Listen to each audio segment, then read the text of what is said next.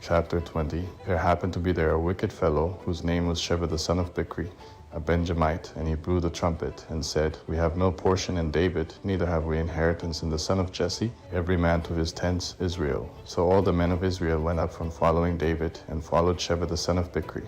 But the men of Judah joined with their king, from the Jordan even to Jerusalem. David came to his house at Jerusalem, and the king took the 10 women his concubines, whom he had left to keep the house, and put them in custody, and provided them with sustenance, but didn't go into them. So they were shut up to the day of their death, living in widowhood. Then the king said to Amasa, Call me the men of Judah together within 3 days, and be here present. So Amasa went to call the men of Judah together, but he stayed longer than the set time which had been appointed to him. David said to Abishai, Now Sheba the son of Bichri will do us more harm than Absalom did. Take your Lord's servants and pursue after him, lest he get himself fortified cities, and escape out of our sight. Joab's men went out after him with the Cherethites, the Pelethites, and all the mighty men, and they went out of Jerusalem to pursue Sheba the son of Bichri. When they were at the great stone which is in Javan, Amasa came to meet them. Joab was clothed in his apparel of war that he had put on, and on it was a sash with a sword fastened on his waist in its sheath, and as he went along it fell out. Joab said to Amasa, Is it well with you, my brother? Joab took Amasa by the beard with his right hand to kiss him. But Amasa took no heed to the sword that was in Joab's hand. So he struck him with it in the body and shed out his bowels to the ground, and didn't strike him again, and he died. Joab and Abishai his brother pursued Sheba the son of Bichri. One of Joab's young men stood by him, and said, He who favors Joab, and he who is for David, let him follow Joab.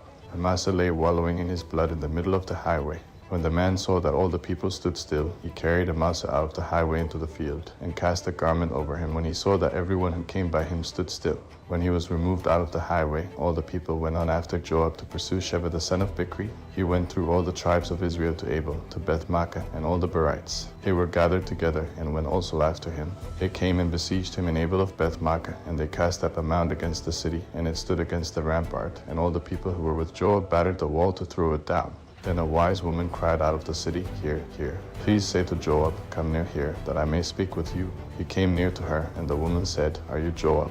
He answered, I am. Then she said to him, Hear the words of your servant. He answered, I'm listening. Then she spoke, saying, They used to say in old times, They shall surely ask counsel at Abel. And so they settled the matter. I am among those who are peaceable and faithful in Israel.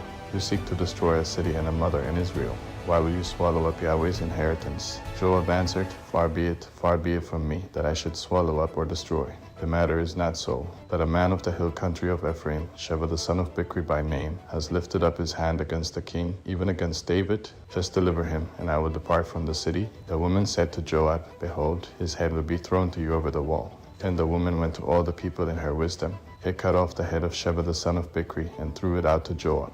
He blew the trumpet, and they were dispersed from the city, every man to his tent. Then Joab returned to Jerusalem to the king. Now Joab was over all the army of Israel. Benaiah the son of Jehoiada was over the Cherethites and over the Pelethites. Adoram was over the men subject to forced labor. Jehoshaphat the son of Ahimelech was the recorder. Sheba was scribe. Zadok and Abiathar were priests. And Ere the Jeri was chief minister to David.